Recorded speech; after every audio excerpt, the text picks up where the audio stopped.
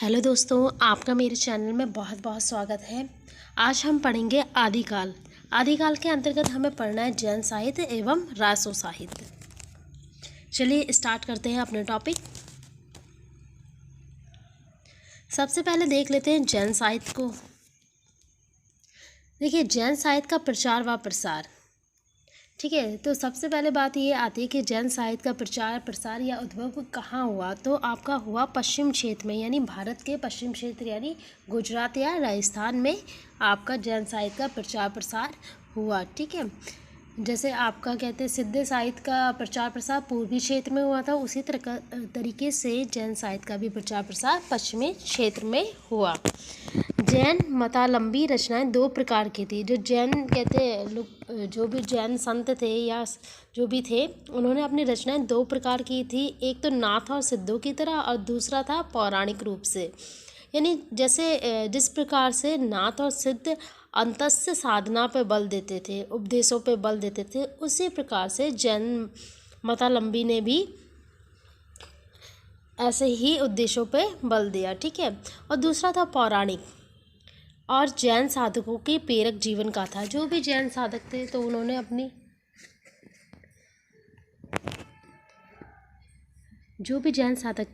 अपनी ना जीवन कहते हैं जो जीवनी थी उनके आधार पर उनकी कथाएं बनाई, और दूसरा पौराणिक जो ग्रंथों में लिखा गया था उसको आधार बना के जैन साहित्य की रचना की गई। अब बात आती है कि जैन साहित्य की रचना किस भाषा के माध्यम से की गई।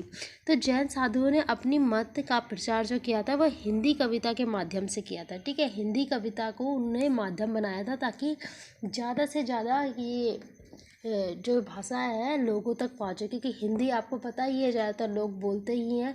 तो हिंदी भाषा में प्रचार करने से कहते हैं उनका प्रचार ज़्यादा होगा। नेक्स्ट आते हैं हम, अब आ जाते हैं हम जैन साहित्यिक रचना कि जैन साहित्यिक रचना कौन कौन सी है। देखिए, फर्स्ट ऑफ ऑल आप देख लेते हैं श्रवकाचार्य। देखिए, श्रवकाचार्य की रचना किसने की? देवसेन ने की। ठीक है, देवसेन ने कब की? 1933 ईस्वी में की। जो ये देवसेन थे वो एक उच्च कोटि के कवि थे। ठीक है, और इन्होंने एक अपभ्रंश में भी एक रचना की थी, दब साहब कहते नाम से एक रचना की थी, अपभ्रंश भाषा में थी। और इनके और भी रचनाएं की है, लेकिन वो इतनी ज़्यादा इम्पोर्टेंट नहीं है, लेकिन श्रवकाचार्य इम्पोर्टेंट है, ये पेपरों में आ चुकी है। ठीक है, नेक्स्ट आता है आपका भारतेश्वर बाहुबली रास। देखिए, ये भारतेश्वर बाहुबली रास की रचना किसने करी? शालिभद्र सूरि ने करी, और कब की? 1184 ईस्वी में की। ठीक है, 1184 ईस्वी में करी इसकी रचना। अब देखिए, इसको ना इसी रचना को रास परंपरा का प्रथम ग्रंथ कहा जाता है। किसको कहा जाता है? भारतेश्वर बाहुबली रास को रास परंपरा का प्रथम ग्रंथ कहा जाता है। अब देखिए, रास में और रासों में अंतर है। ठीक है, अब कोई और कह देगा कि रासों का प्रथम क्या था, तो ये वाला नहीं होगा, ये रास परंपरा है।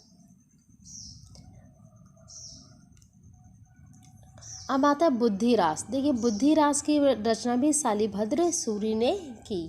फिर आता है चंदनवाला रास। अब देखिए, चंदनवाला रास की रचना आशगु ने की। कब की? 1200 ईस्वी में की। और जीवदया रास की रचना भी आशगु ने की। नेक्स्ट आता है आपका स्थूलीभद्र रास। स्थूलीभद्र रास की रचना किसने की?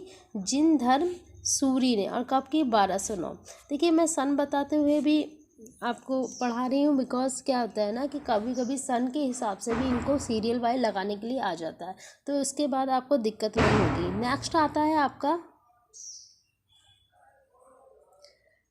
रेवांतगिरी रास। देखिए, रेवांतगिरी रास की रचना विजयसेन सूरि ने की थी, और कब की थी? 1231 में की थी। ठीक है, नेमिनाथ रास की रचना सुमतिगढ़ी ने की थी 1213 में, और कछुली रास की रचना प्रगतिलक ने की थी। इससे ज़्यादा इसमें ज़्यादा पूछा नहीं जाता है, बस आपकी रचनाएं ही पूछी जाती है कि किस किस कवि ने किस किस की रचना की। नेक्स्ट हमारा आता है अब रासो साहित्य। ठीक है, अभी हमने रास साहित्य पढ़ा था, अब हम पढ़ेंगे रासो साहित्य। देखिए, रासो साहित्य में सबसे ज़्यादा विवाद वाली बात ये है कि इसकी उत्पत्ति किस शब्द से हुई। अलग अलग विद्वानों ने अलग अलग तर्क रखे हैं कि इसकी उत्पत्ति इन शब्दों से हुई है। चलिए वही पढ़ लेते हैं। सबसे पहले आपका आता है गौरसादात तासी। तो गौरसादात तासी के अनुसार रासो शब्द की उत्पत्ति राजसूर से हुई। ठीक है, किससे हुई? राजसूर से। ठीक है, नेक्स्ट आता है आचार्य रामचंद्र शुक्ल ने कहा है कि रासों की उत्पत्ति रसायन शब्द से हुई। फिर आपका डॉक्टर राम कुमार वर्मा और हजारी प्रसाद द्विवेदी का मत है कि इसकी जो उत्पत्ति है वो नाट्य राशक शब्द से हुई है। और महावीर प्रसाद द्विवेदी ने कहा है कि इसकी उत्पत्ति रस से हुई है। ठीक है, अलग अलग विद्वानों के द्वारा अलग अलग मत दिए और इसको याद भी करना है, क्योंकि पूछ लिया जाता है, किसी भी लेखक का नाम लेके पूछ लिया जाता है इसके शब्द की उत्पत्ति इन्होंने किससे मानी है। ठीक है,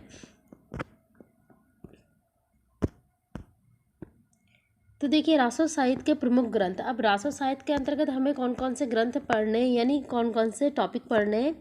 पहले आता है आपका बीशल देव रासो, फिर पृथ्वीराज रासो, परमल रासो, खुमान रासो, हमीर रासो और विजयपाल रासो। ठीक है, तो ये रासो ग्रंथ हैं जिसमें से ही क्वेश्चन बनते हैं।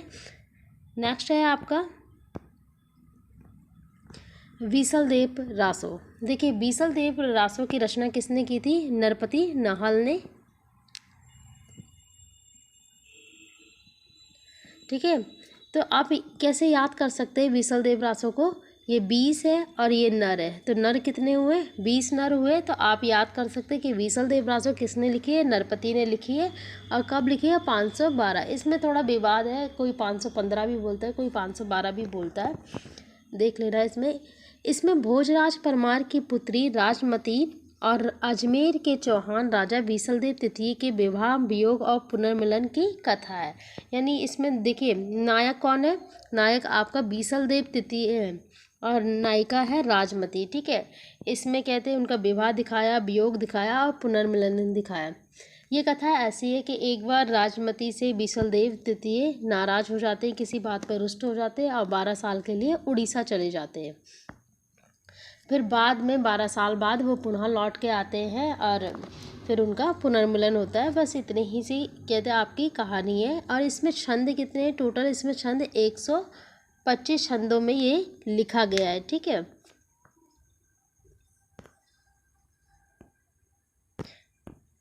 नेक्स्ट है आपका खुमार रासो। देखिए खुमार रासो की जो रचना है वो दलपति विजय ने की है। किसने की है? दलपति विजय ने। और कब की है? 9वीं शताब्दी में। खुमार रासो के अंतर्गत चित्तौड़ नरेश खुमार के युद्धों का चित्रण किया गया है। इसमें आपके टोटल छंद है 5000 और इसमें 6 ऋतु का वर्णन किया है, यानी 6 ऋतुओं का वर्णन किया गया है। और इसकी जो भाषा है वो राजस्थानी हिंदी है। ठीक है, एक उदाहरण है जो काफ़ी फेमस है और पेपरों में भी आ चुका है। प्यू चित्तौड़ न आबयू सावड़ पहली तीज, जोवे बाट बिरणी खिड़खिड़ अगवे खींच। ठीक है, तो ये उदाहरण आप जरूर याद कर लेना। ठीक है, नेक्स्ट आता है आपका देखिए परमल रासो। परमल रासो की रचना किसने की थी? जगनिक ने की थी। और ये महोबा के राजा परमादिदेव के आश्रित कवि थे। ठीक है, इन्होंने परमादिदेव ने इनको एक आश्रय दिया था, अपने यहाँ आश्रित कवि थे। देखिए इन्होंने क्या करा है? परमल रासो के अंतर्गत आह्ला और उदल की वीरता का वर्णन किया गया है। ठीक है, इन दोनों की वीरता का वर्णन किया गया है। सर्वप्रथम चार्ल्स एलियट ने इसका प्रकाशन आला खंड नाम से करवाया था। तो ये क्वेश्चन आ भी चुका है कि चार्ल्स एलियट ने किस नाम से इसका कहते प्रकाशन कराया? तो आला खंड के नाम से कराया। हजारी प्रसाद द्विवेदी इस जो परमल रासो ग्रंथ है इसको अर्ध प्रमाणिक मानते हैं, यानी आधा प्रमाणिक मानते हैं, ज़्यादा नहीं। इसका एक उदाहरण है 12 वर्ष लो कुकुर जीवे अरु 13 लो जियो सियार, बरस 18 छतरी जीवे आगे जीवन को धिक्कार। ठीक है, तो ये वाला क्वेश्चन आ भी चुका है, तो आप देख लेना इसको अच्छे से। और ये तो बहुत इजी टाइप का है, याद हो जाएगा फटाफट से। नेक्स्ट आपका आता है विजयपाल रासो। देखिए विजयपाल रासो की जो रचना हुई थी वो 11वीं शताब्दी में हुई थी। और किसने की थी? नंद सिंह ने की थी। ठीक है, और ये एक अपभ्रंश रचना थी। नेक्स्ट है हमीर रासो। हमीर रासो की रचना 12वीं शताब्दी में हुई और इसके रचनाकार कौन थे? सारंगधर। और यह भी एक अपभ्रंश रचना थी। तो दोनों जो रचनाएं हैं वो आपकी कैसी हैं? अपभ्रंश रचनाएं। ठीक है। पृथ्वीराज रासो, देखिए पृथ्वीराज रासो के रचनाकार कौन थे? चंद्रवरदाई। ऐसा माना जाता है कि पृथ्वीराज चौहान और जो चंद्रवरदाई का जन्म एक ही समय एक ही दिन में हुआ था और इनकी मृत्यु भी एक ही समय और एक ही दिन में हुई थी। चंद्रवरदाई पृथ्वीराज चौहान के दरबारी कवि थे और उनके मित्र भी थे। ठीक है। चंद्रवरदाई ने क्या करा है कि पृथ्वीराज चौहान की वीरता का वर्णन पृथ्वीराज रासो में किया है। उनकी वीरता जन्म से लेकर मृत्यु तक का वर्णन कहते पृथ्वीराज रासो में किया गया है। ये हिंदी का प्रथम महाकाव्य माना जाता है। ठीक है। पृथ्वीराज रासो को हिंदी का प्रथम महाकाव्य अगर पूछा जाएगा कि हिंदी का प्रथम महाकाव्य कौन है तो पृथ्वीराज रासो का नाम आएगा। इसके 4 संस्करण हैं। ठीक है। 4 संस्करण के लिए प्रसिद्ध है। चौथा संस्करण सबसे छोटा है और इसमें 1300 छंद है। क्वेश्चन आ सकता है कि चौथा सबसे छोटा संस्करण कौन सा है, तो आप बता देंगे कि सबसे छोटा चौथा संस्करण है। नेक्स्ट है आपका, देखिए जो चौथा संस्करण है वो सबसे छोटा है और उसमें 1300 छंद है। इसी कारण इस ग्रंथ को छंदों का अजायब घर कहा जाता है। ठीक है। इसमें छंदों की अधिकता होने के कारण इसको छंदों का अजायब घर कहा जाता है। आपको पता ही है कि इसमें वीर रस की प्रधानता है। अब चौहान के नाम में ही वीरता आ रही है तो वीर रस की प्रधानता है। इसमें सर्ग कितने हैं? सर्ग का मतलब समय। ठीक है। इसमें समय है आपके 69 समय में इसको बांटा गया है या सर्गों में बांटा गया है। इसमें छंद आपके 68 है, यानी मेनली जो कितने 68 छंद है टोटल आपके। और भाषा शैली कैसी है? पिंगल भाषा में लिखा गया है। इसको पिंगल भाषा शैली है। ठीक है।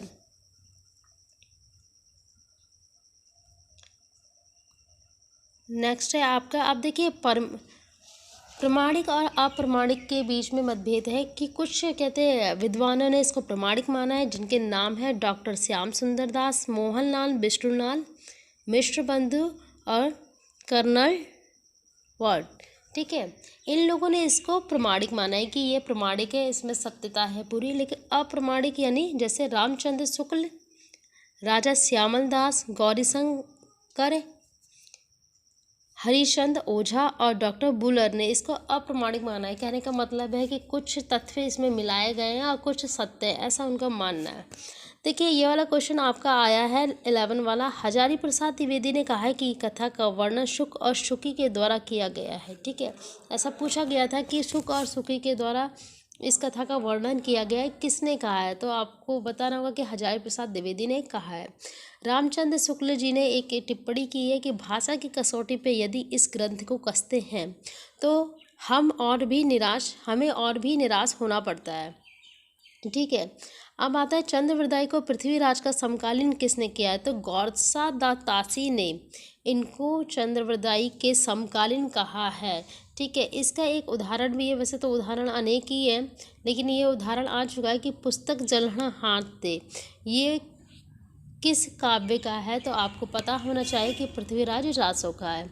अगर आपको मेरी वीडियो अच्छी लगती है तो लाइक करें।